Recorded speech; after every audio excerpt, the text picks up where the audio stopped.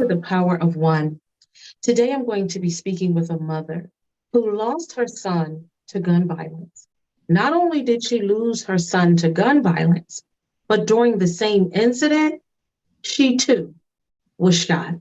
An innocent bystander, two innocent bystanders on the street of Philadelphia. One lost his life and one now affected for the rest of her life. We will hear her story. This mother is here to encourage other mothers and to extend love and support to other mothers on how they can just make it through each day. Miss Jennings, Hi, thank you so much for joining me today. thank you. This is going to be a very hard conversation, and please understand that the whole purpose of this conversation is for you to somehow, some way, give strength to other mothers to get through. Sometimes Mhm. those mothers can't get through an hour. They have to take it 5 minutes, every 5 minutes, and every 5 minutes because they've lost their baby. Mhm. Please take time to tell us about that horrific day in Philadelphia, if you don't mind walking us through the beginning and to where we are today. Well, I had got a phone call from a previous neighbor where I used to live at, and he told me that my son was involved in a car accident and check on him. So when I went to go find my son, he was already with his girlfriend, and we were going to he was a little intoxicated. We were taking him home. However, when we got around to where I live up the street from him actually. When we got to where my apartment was, we got out. Him and his girlfriend had a verbal altercation. I'm like, just go ahead, just go your separate ways or whatever.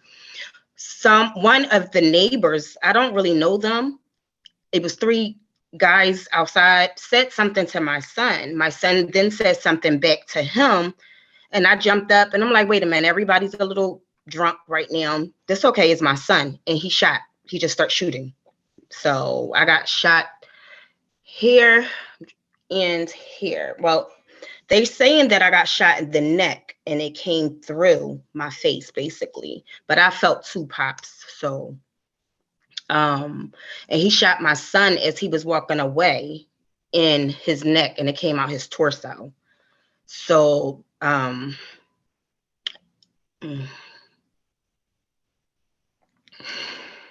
sorry. Mm-mm. No need to be sorry. No need at all to be, that's your baby. And the person my son had the original words back and forth with went into the house and he called for someone to bring him a gun. We never seen him come back out on the ring camera. But as I was talking, to the detective, and I'm like, he came back out. So they just saying that one person shot us one time and it was just two bullets. Excuse me. However, I heard 4 to 7. I had to then run up the street to get the cops that was on the next corner because they didn't come. 2 cop cars drove by us actually while my son is laying there. I'm holding my neck like this and my son is laying there bleeding. My daughter, she just started running and bamming on people's doors for help. She took my phone and then called 911 while I'm trying to see if my son is okay. 911 came, threw me in the back seat of the car, and I said, my son. And one of the cops said he's already dead. So I just shut down until I got to the hospital. I act like I was unconscious. I didn't say anything. I just was numb until I got to the hospital and they were asking me my name and my age, to make sure I wasn't in and out of consciousness, I guess, or in shock. And I remember everything. I just remember everything. They rushed me back into surgery. I had 4 surgeries within that 1 week. Mm. Um, and, the nurse came in a few days later because I was in and out, in and out. And I guess my family didn't want me to know at that time. So they kept telling the doctors and nurse, just give her medicine, just give her medicine. But I dreamt he passed away. I knew it. I felt it. And I just wanted clarity or whatever. And the nurse came in and told me that he passed away. And I wasn't there for, he's Muslim, so I wasn't there for his janazah, which we call funerals. I wasn't there for his balloon release. I wasn't there for anything. It's like I wasn't there. But So, you weren't there, Mom, because you were in the hospital and you were getting treated for your gunshot wound, correct? yes. Yep. Mm. And how long were you in the hospital? And Um, so your jaw was wired shut. yes, they just took the screws and everything out last Friday. They said I'm a miracle because I wasn't supposed to be home this early. They told my family 6 to 8 weeks or 3 to 6 months for recovery. I got shot. This happened that Sunday morning, June 11th. I came home, I believe that Friday, June 23rd. Mm. June 23rd. Yeah. Yeah. Because when you called me for help, your jaw was still wired. And my face was like really big. Yeah. Really. Tell me something. And you watch the news and you hear all of this stuff that goes on in Philly. And when you hear it, and I never become desensitized to it. And when you hear it, like when all this occurred, did it ever dawn on you? Like, oh my goodness, like this happened to me and my son.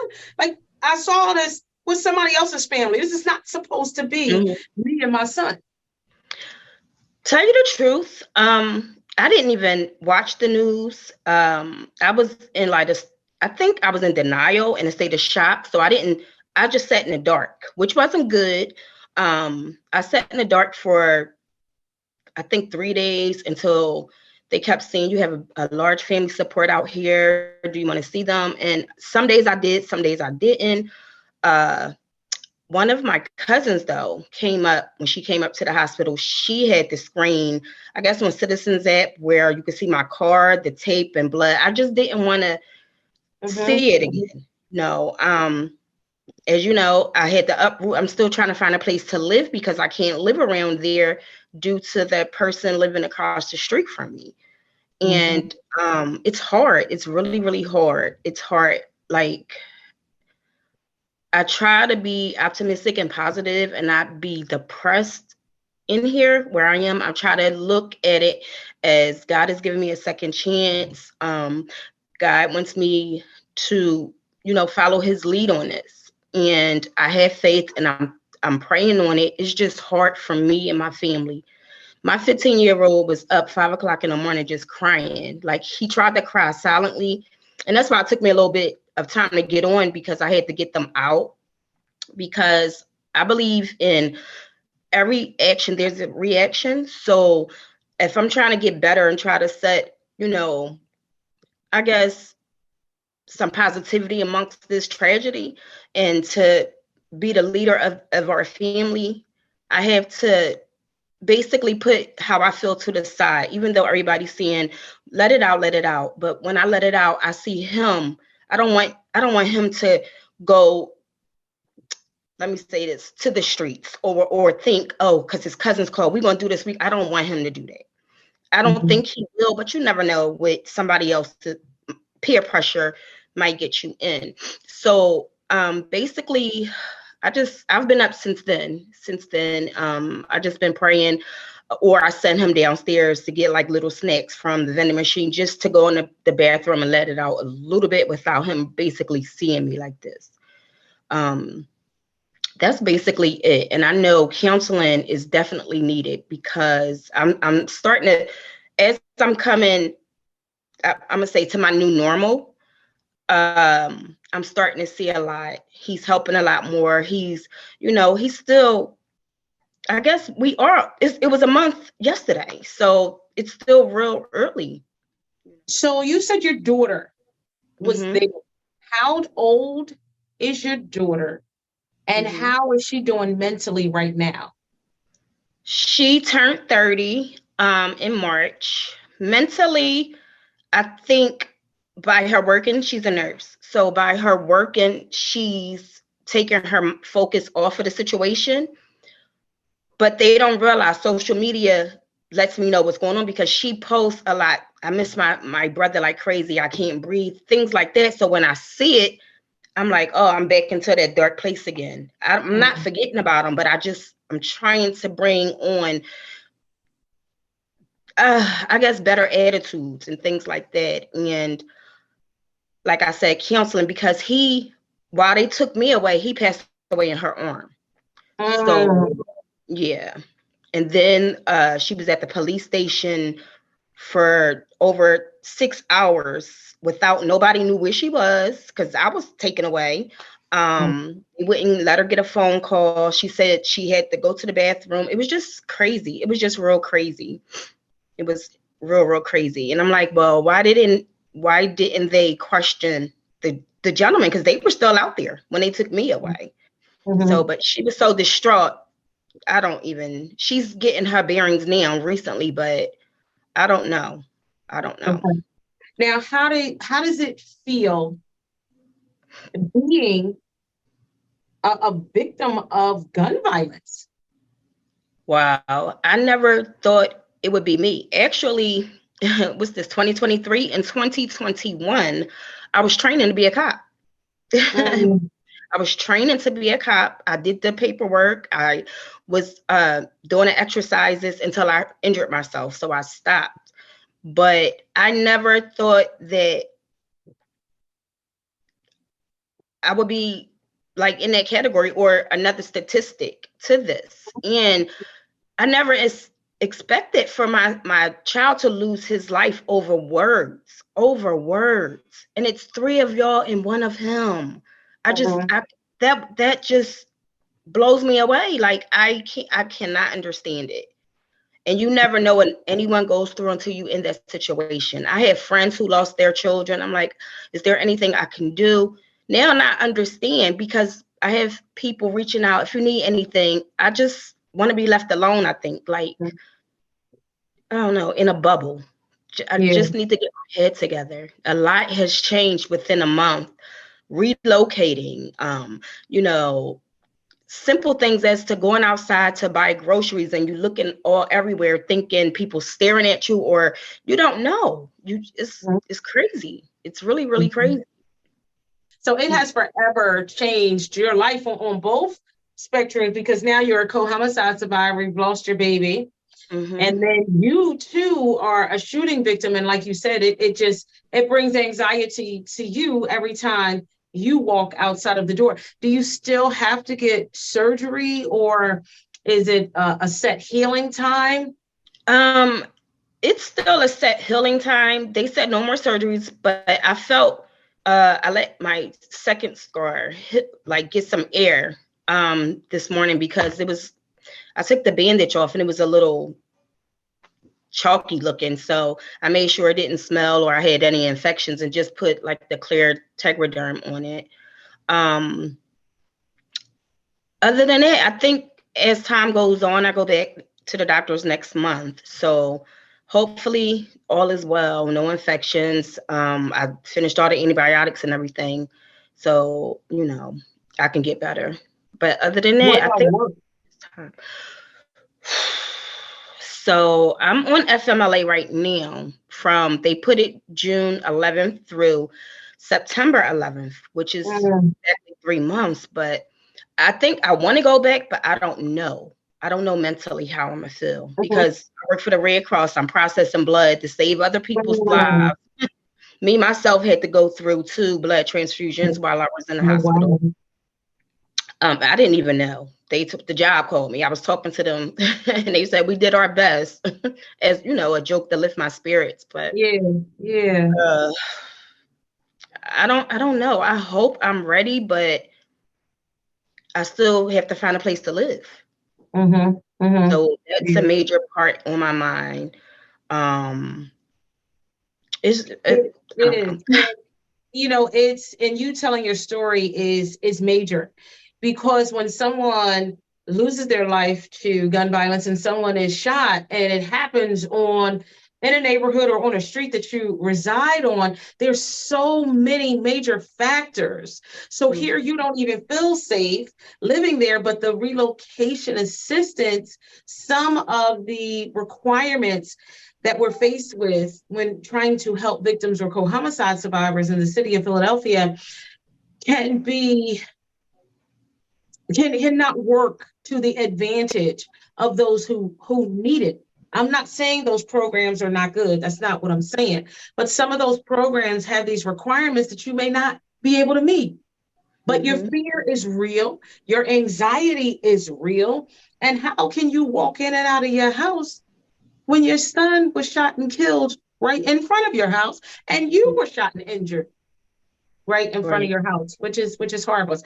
Tell us about your son. So his name is Charlotte Jennings. He would have been 32 on August 11th. He was co-owner of P&G tow truck business as well as a body shop business off of 50th and Lancaster. I can say he was even-tempered. He loved his family. We both Leos. I'm the 18th, so we're a week apart, and he wasn't supposed to be born to October 9th. So my favorite, you said a Leo. My husband a Leo.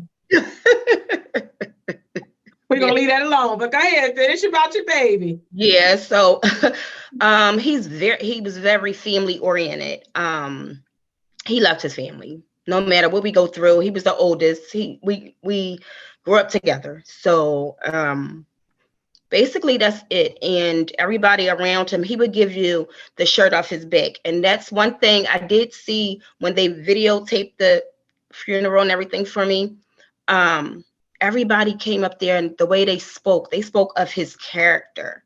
They spoke of his character, how he would drive to Baltimore for one of his friends whose car broke down.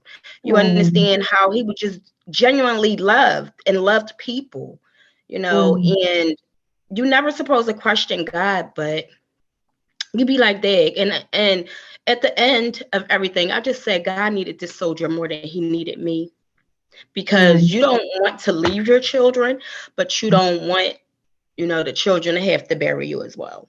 Right. Or you to bury a child. And that's hard, because my daughter, I have two daughters, and the youngest one had told me, she said, Mom, it's a hard situation. I never want to choose. However, we can't get another mom. We can't, you don't know what that would do to us if we would have lost you or lost both of y'all, and I start feeling it, that I was being selfish, because I was like, God, why didn't you take me first? Why didn't you just take me? Let him stay. Then I had to be optimistic and be realistic. If he would have stayed alive and I would have been going, who knows what would have happened? You understand? Who knows what would have? They would have been crazy. They would have been crazy. So I do understand it, and I prayed on forgiveness, because I said that a couple of times. Take me. But I believe I'm here for a purpose, and I have a calling, and this is my testimony. I have a few, but what are you going to do to keep your son's legacy alive? I'm sorry.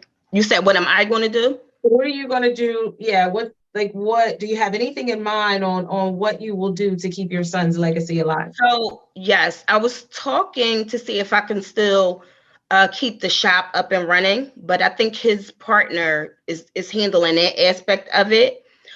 We have a mural that's going to be set up for him. I want to do like a foundation to just help stray children, period. Seek help with anger management issues, family issues, violent issues, period, bullying, things like that. I know it's a lot of them out here that's going on, but even if I could donate something to keep them running in honor of him, because like I said, I wanted to be a cop. If I could save one person or one child, maybe Mhm. it'll triple down, and none of these guns will be on the streets like this. Because if you notice, it's a lot of children that It is. have guns now.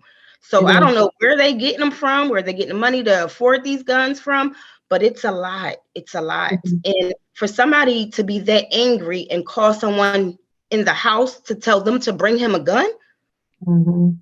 that's dumb. I Mhm. mean, it's crazy. It's Yeah. senseless.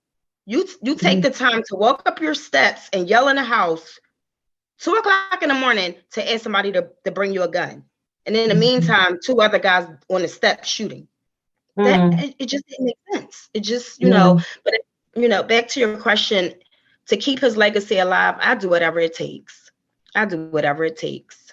Did your son have children? Nope.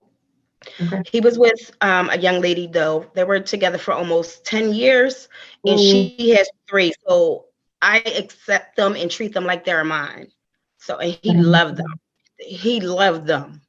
Like, I wish they would have got married because, but he loved them. And And what's they're crazy, feeling the effects of it, I'm sure.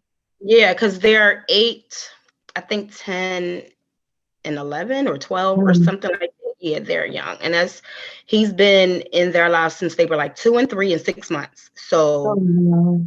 yeah, that's all they know. And Mhm. I know she's grieving as well. But I haven't really spoken with her this week at all. So Mm. I don't know what's going on. Funerals and death bring out crazy stuff. I never thought I'd be going through that either. The finances is just too much. So Yeah. that's why I just leave it up to God and sit in here and just write my thoughts down. Basically, that's what I'm doing. Okay. Well, Ms. Jennings, I thank you so much for Thank you. joining me. And please know you will always be in my thoughts and in my prayers. Thank you so much. Thank you for joining me today. For all of those co-homicide survivors, we know that the struggle it's real. The struggle is heavy and it will change your life forever. My suggestion is that you contact and connect yourself with peer support groups Hmm. because they'll be the ones to be able to help you, someone who knows exactly what you're going through, and someone who can help you get through each day. Peace and love.